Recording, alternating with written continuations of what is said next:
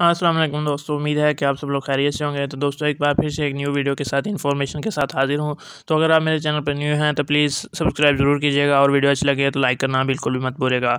तो चलते हैं वीडियो की जानिब। तो दोस्तों इस तरह इस्लाम में 12 महीनों पर मुसलमान यकीन और एतमाद रखते हैं। इसी तरह 12 महीने ही इंग्लिश की ज़ुबान में कहलाते हैं। तो मिसाल के तौर पर इस्लामी महीनों में पहला महीना मुहर्रम, दूसरा महीना सफ़र, तीसरा महीना रबीउल अव्वल, चौथा महीना रबीउल सानी, पाँचवां महीना जमादिउल अव्वल, छठा महीना जमादिउल सानी, सातवां महीना रजब, आठवां महीना शुबान, नौवां महीना रमज़ान और 10वां महीना शवाल, 11वां महीना ज़ीक़द और फिर ज़िलहज का महीना आता है।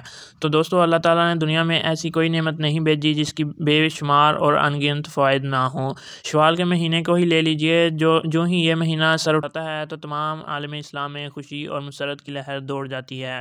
दोस्तों तमाम 12 इस्लामी महीने मुसलमानों को अपनी बाबरकत और रहमतें से हर दम रहमो करम से नवाजते रहते हैं, मगर माह शवाल और रमज़ान अपने अंदर सारा साल की खूबियों के अलावा साल भर की खराबियों को दूर करने की कोशिश करते हैं।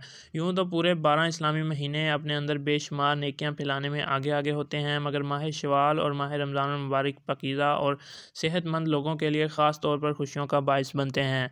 तो दोस्तों इस तरह बाकी 12 महीने अगरचे अल्लाह ताला की खुशनुदी के लिए होते हैं, मगर माह रमज़ान में तमाम आलम इस्लाम के पुरजोश मुसलमान लोग इसलिए अल्लाह ताला की ज़्यादा से ज़्यादा इबादत करते हैं कि अल्लाह ताला खुश होकर इन पर अपनी रहमत नाजिल फरमाएँ और इनके 11 महीने भी इसी तरह ही खुदावंद करीम की हम्द सना करते रहें, ताकि मुसलमानों की बख्शिश का सामां पैदा हो सके।